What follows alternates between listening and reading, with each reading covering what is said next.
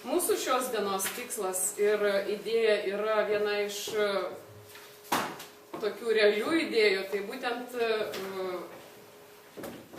šūkis pačios idėjos yra Lietuva Ukmergėje.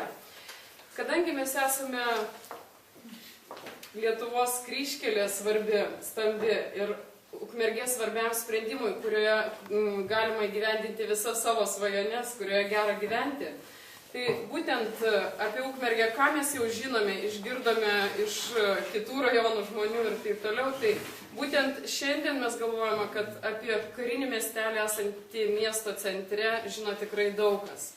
Ir dalyvaudami parodose, tai iš tikrųjų sužinojome, kad ką jūs ten darote tame karinėme miestelį, ar ten kažkas juda iš tikrųjų. Tai būtent mūsų idėja yra 22 hektarus turime miesto centre, tai būtent vienoje dalyje sukurti mini Lietuvos žemėlapį, koks yra Europoje, Briuselyje, tai būtent sukurti visą infrastruktūrą ir sukviesti, tapti traukos objektu. Tai gal Arūnas truputėlį ir pakomentuos, kas ten būtų. Jo, taigi, idėja yra labai ambicinga iš tikrųjų. Mūsų idėja yra į 2 hektarų plotą sutalpinti visą Lietuvą. Taigi, Ukmergėje atsirastų tiesiog visa Lietuva.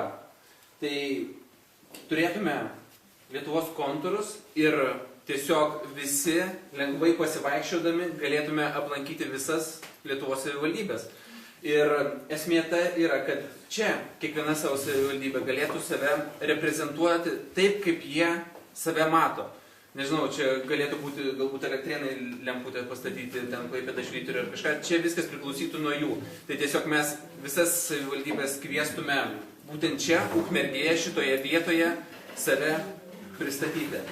Tai kviečiame jūs balsuoti už mus, už mūsų idėją, palaikyti, kad mes laimėtume ir tai būtų pirmas žingsnis idėjos įgyvendinimui. Ir aš dar norėčiau iš tikrųjų pridurti, kad palaikius pritarus šios idėjos įgyvendinimui, tai būtų pirmasis žingsnis būtent šio žaidimo pagalba. Ta informacija būtų paskleista įvairiuose tinklapiuose ir Tarptautinių kultūros programų centro ir Britų tarybos tinklapyje. Taip pat